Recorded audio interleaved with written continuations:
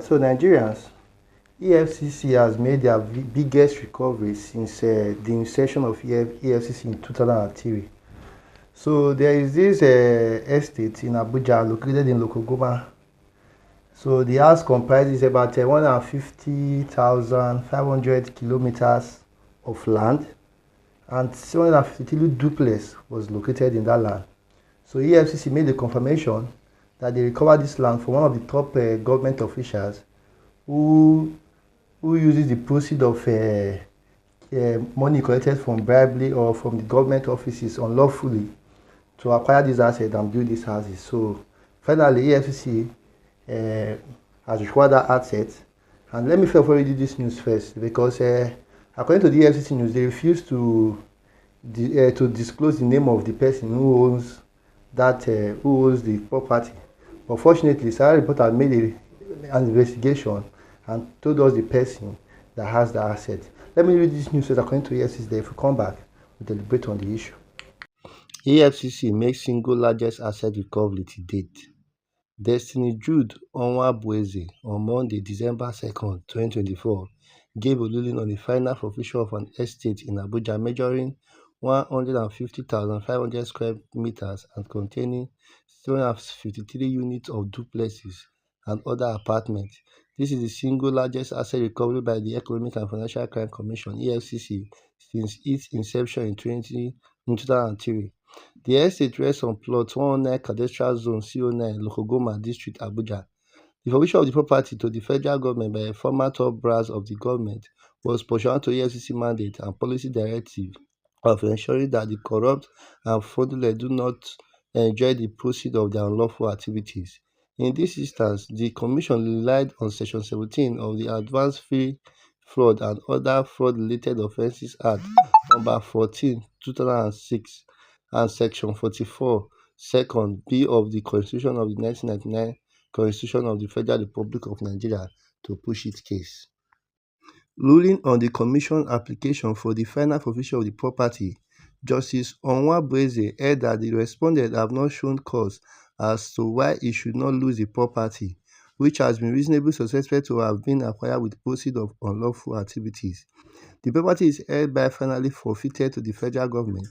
The road to the final forfeiture of the property was paved by an interim forfeiture order second before the same judge on November 1, 2024. The judgment official which fraudulently built the estate is being investigated by the EFCC. The forfeiture of the asset is an important modality of depriving the suspect of the proceeds of the crime. The justification for the forfeiture is derived from Part 2, Section 7 of the EFCC Establishment Act, which stipulates that the EFCC has power to cause investigation to be conducted as to whether any person, corporate body, or organization has committed any offense under the Act or other law relating to economic and financial crimes, and cause investigation to be conducted into the properties of any person if it appears to the Commission that the person's lifestyle and extent of the properties are not justified by its source of income. The Commission Executive Chairman, Mr. Ola Olukoyede, has repeatedly described asset recovery as pivotal in the fight against corruption, economic and financial crime, and a major disincentive against the corrupt and the fraudulent. Addressing members of the House of Representatives Committees on Anti-Corruption recently, he said, "If you understand the intricacies involved in financial crime investigation and prosecution, you will discover that to recover 1 billion naira is war. So I told my people that the moment we start investigation, we must also start asset tracing, because asset recovery is pivotal in the anti-corruption fight and one of the potent instruments that you can deploy as an anti-corruption agency for an effective fight is asset tracing and recovery. If you allow the corrupt or those that you are investigating to have access to the proceeds of their crime, they will fight you with it. So one of the ways to weaken them is to deprive them of the proceeds of their crime. So our modus operandi has changed." All right, so we have seen that news. So it's not becoming so alarming that these our so-called elite don't even want the prosperity of this country in their heart.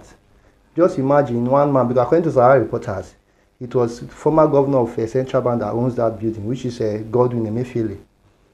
So can you now imagine that? Do you know how much it even costs to build one duplex? To build one duplex of house is about 200 million naira. Not to talk about you building 753 duplex. owning a land of what 150,000 kilometers of land. And this is just one man in the government establishment. This is the one we saw. Just imagine the houses where these people might have buried their money. Just imagine the other people that looks like this man. Just imagine the heavy looting that these our government officials are looting.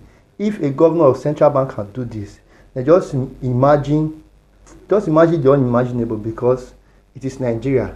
And now the question is, why does EFCC not disclose the name of the person who owns this asset? Because are they trying to play a side games?